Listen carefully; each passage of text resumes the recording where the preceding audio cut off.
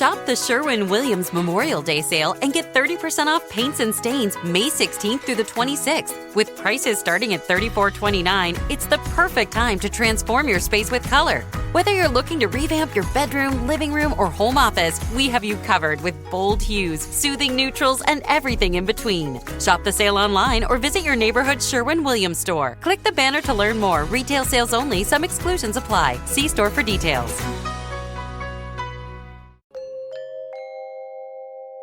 Reducing unprecedented tea tariffs for 90 days is sufficient to resume tea shipments from China, but it remains unclear when bulk deliveries will arrive.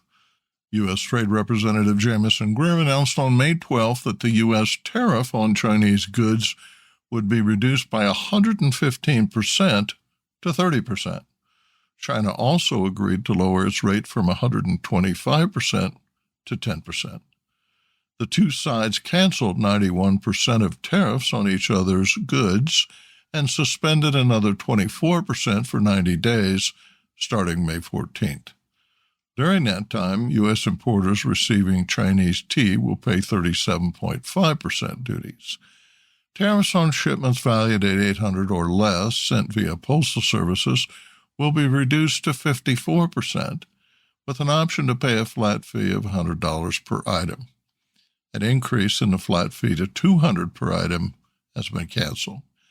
Treasury Secretary Scott Bessent said, quote, "The consensus from both delegations is that neither side wants a decoupling," end quote. However, every U.S. trading partner faces a July 9th deadline as reciprocal tariffs ranging from 20 to 50% are enforced. President Trump suspended reciprocal tariffs on April 9th. Negotiations continue with Vietnam, Japan, India, Sri Lanka, and several other tea-producing countries targeted for high reciprocal rates, according to USTR. The UK has agreed to an undisclosed lower rate. Importers seeking to avoid punitive reciprocal rates must land containers within the next 10 weeks. Tea at sea on July 9th is subject to tariffs increasing to 50%. Major tea trading partners include Vietnam, which faces a 46% reciprocal tariff, Sri Lanka, a 44% reciprocal tariff, Bangladesh, a 37% reciprocal tariff, Switzerland, a 31% reciprocal tariff, India at 26%, South Korea at 25%, Japan at 24%. Kenya is no longer listed. Countries in the European Union will pay 20%. Light volume first harvest teas often travel by air, while second flush teas from China, India, Sri Lanka, Japan, and Korea are shipped in bulk. The total time from harvest to departure is approximately 4 to 7 weeks. Importers anticipated rising tariffs and stepped up orders in November, but a massive surge was not evident until the Trump administration announced rates for tea that increased from 7.5% in January to 37.5% in February and to 152.5% in April. First quarter totals compiled for USDA's GATS data set indicate that the total volume of tea imported from China increased by 55.6% compared to the same period in 2024.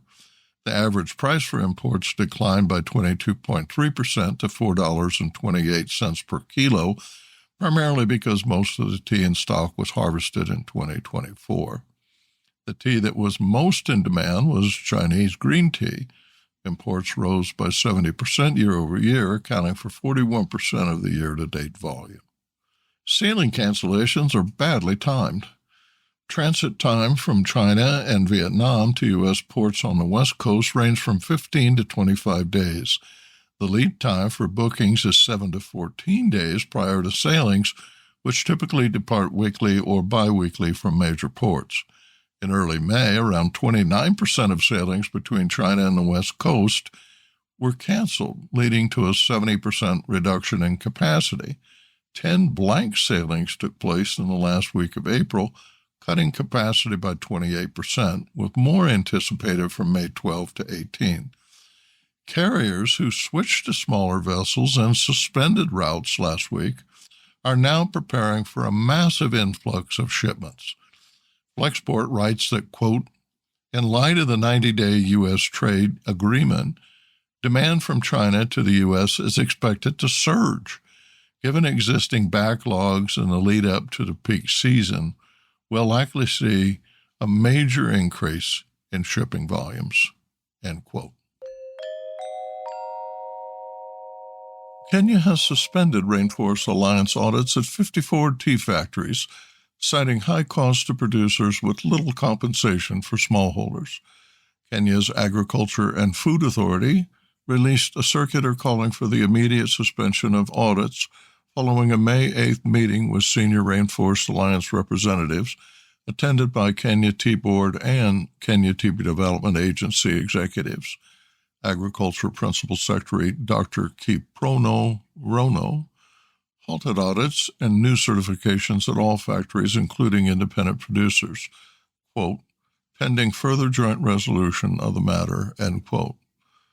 Rainforest Alliance is a global nonprofit organization that promotes sustainable agriculture, forestry, and responsible business practices. The RA mission advances, quote, a triple bottom line that balances the needs of people, planet, and profit. Certification costs for a Kenyan tea factory producing 5 to 15 million kilos of green leaf range from about $2,900 to $3,200 per year. In 2017, Unilever was praised for certifying Lipton-owned Caraco Estate as Kenya's first large-scale Rainforest Alliance-approved tea plantation. Other suppliers soon followed, eventually leading grocers to insist on more stringent ethical and environmental standards. Even low-priced market leader Walmart has a Rainforest Alliance label on its store-branded tea. Today, buyers supplying tea to North America and Western Europe view voluntary sustainability certification as table stakes. Rainforest Alliance, fair trade, and eco-friendly labels are essential for grocers stocking premium selections. Consumers pay 10 to 20% higher prices to retailers prioritizing traceability, social responsibility, and environmental compliance. Quote, however, the reality is more complex, end quote, writes Kenyan tea marketer and trader Christine Simon. Quote, industry insiders have noted that some buyers in these very markets often demand certified tea at the lowest possible prices, rarely offering a premium that reflects the actual cost of compliance. This contradiction puts producers in a bind. They are expected to meet rigorous sustainability standards, but are not adequately compensated for doing so, end quote. Kenya is evaluating the feasibility of certification by a local nonprofit with lower compliance costs, like Trustee, India's Sustainable Tea Foundation's program. Business Insight. Tea growers confirm certifications are essential to attract top-dollar buyers. Quote, they may swallow that cost initially, offering you a deal the first time, and then cutting contract pricing to commodity levels, explains a veteran tea and coffee grower who pays for multiple certifications. Quote, we sell at a premium, but it is not clear how the cost of certifications is allocated. It is not visible, and there is overlap. We're already complying with Rainforest Alliance standards for audits by Fair Trade, Organic, and other sustainability certifiers. Unlike single-day audits by certifying agents, I prefer that buyers see what I do by visiting anytime they wish. A two-day conclave hosted by the Indian Chamber of Commerce of North Bengal to promote tea to India's youth brought together industry leaders, innovators, and change-makers nationwide to reimagine tea as a next-generation consumer and lifestyle product. Marketing expert and filmmaker Prahlad Kakar, who delivered the keynote, was among several featured speakers at the May 1st and 2nd event. Growers and tea brand owners, including Lakshmi Plantation CEO Rudra Chatterjee, presented 50 teas in virtual and in-person tastings. There was also a make-your-own tea demonstration, 5 business sessions, and a techno walkathon celebrating the spirit of tea and wellness. Quote, Prahlad Kakar's session was a standout. Sharp, nostalgic, and full of perspective, It took us back to the roots of storytelling and why brand thinking matters, writes the ICC Secretariat in a Facebook post. Quote, "It feels like we've created something that will be remembered for a while." Umang Mittal, the chairman of ICC North Bengal, said, quote, "ICC has been positioning North Bengal as a vibrant business hub. It has hosted events for collaboration, innovation, and new sector opportunities. The Tea Conclave was an effort to bring the tea industry closer to youth, new markets, and future-ready thinking." End quote. Gopal Damia, chairman of the ICC's Tea Committee, told The Telegraph that annual per capita tea consumption in India is around 780 grams, lower than in many tea-producing countries, signaling an opportunity to increase domestic consumption. Quote, "The conclave was designed to celebrate the diversity, health benefits, and innovation that tea now stands for," he said. Bijoy Gopal Chakraborty, president of the Confederation of Indian Small Tea Growers Associations, has said conclaves are necessary to explore how we can have more tea drinkers in our country.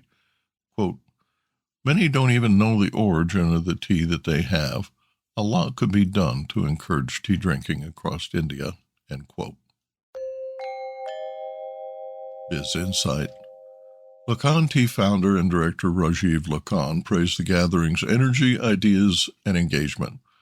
"We wish to repeat these events and take a step forward with tea culture and tea education," he said. Quote, "A cup can't satisfy the consumer until a healthy bush and a well-fed worker tills the land," he said, emphasizing the appropriateness of the event theme. Sip the change, brew the future. Produced by Audivita Studios. Connect your voice to the world.